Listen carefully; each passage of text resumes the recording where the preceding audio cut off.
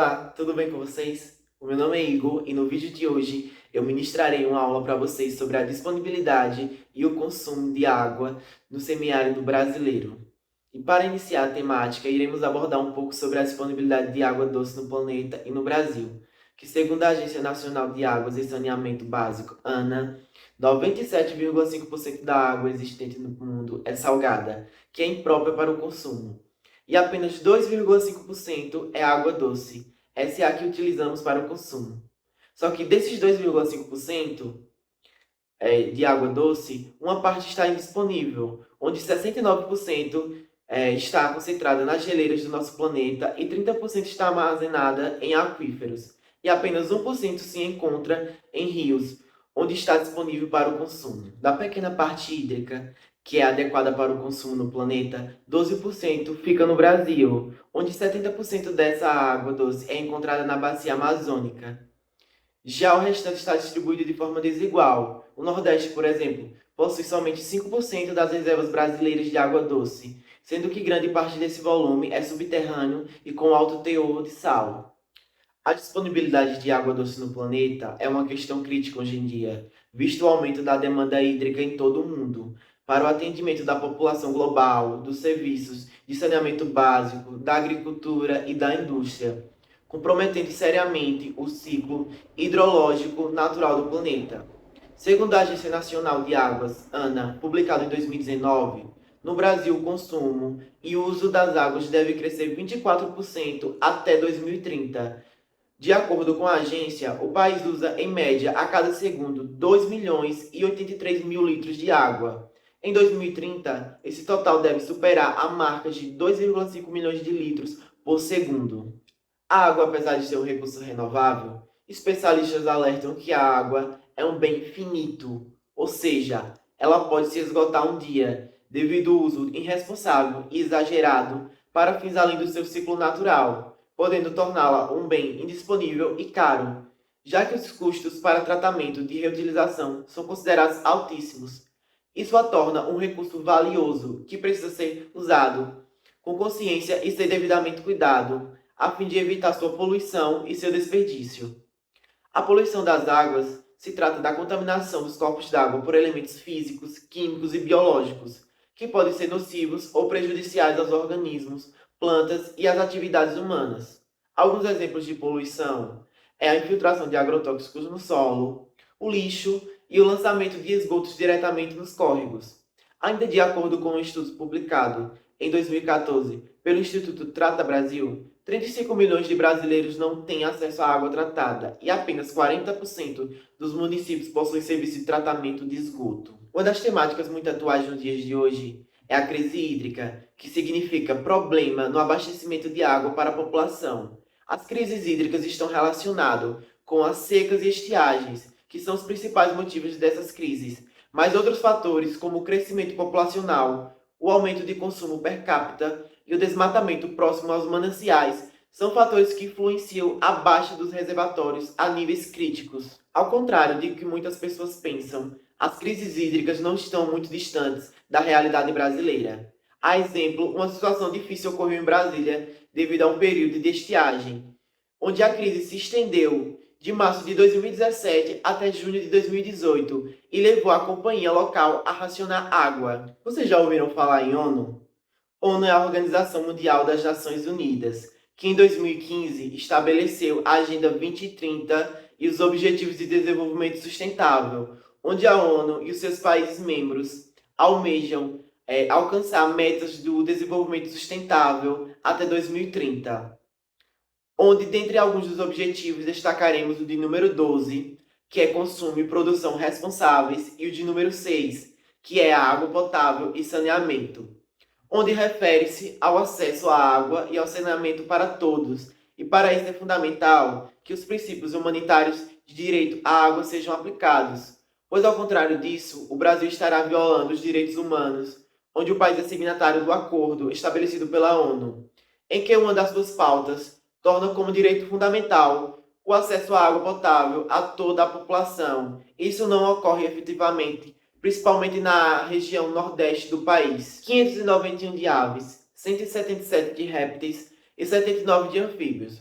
241 de peixes e 221 de espécies de abelhas. Assim como as plantas, os animais se adaptam ao longo dos anos às condições da região, com sol intenso e a escassez de água. Na região nordeste do Brasil, há pelo menos 5 sistemas meteorológicos. São eles as zonas de convergência intertropical, as instabilidades associadas a frentes frias, os distúrbios ondulatórios de leste ou ondas de leste, os vórtices ciclônicos de ar superior, VCAS, ciclones na média e altas troposfera do tipo baixas frias e as brisas terrestres e marítimas.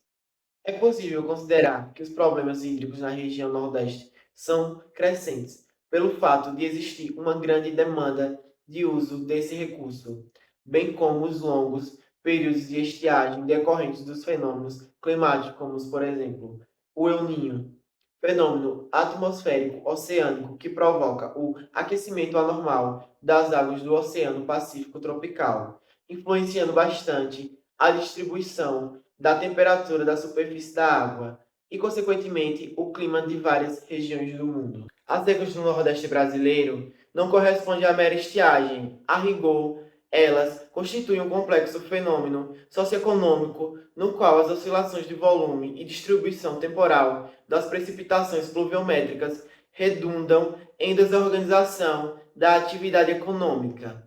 Há exemplo disso na região do semiárido nordestino, onde grande parte da população, historicamente, teve restrito acesso à água. No meio urbano, mais de 50% das cidades ainda carecem de serviços de tratamento de esgoto.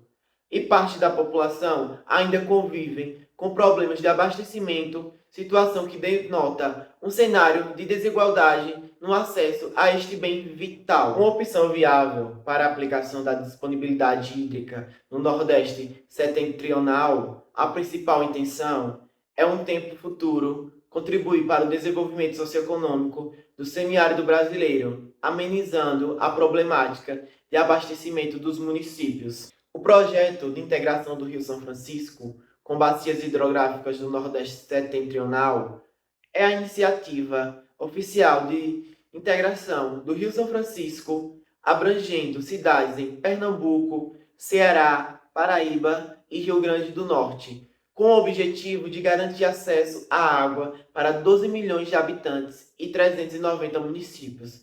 É considerado uma opção viável para ampliar a disponibilidade hídrica na região.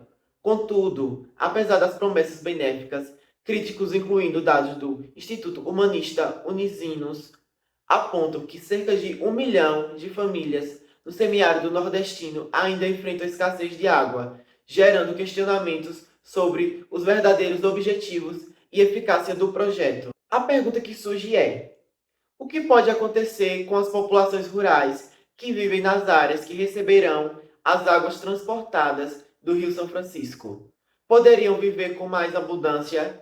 É certo, mas os fatos reais apontam para o aumento de situações de conflito e pressão que as famílias passam a sofrer das empresas do agronegócio de olho nas terras irrigáveis para suas monoculturas.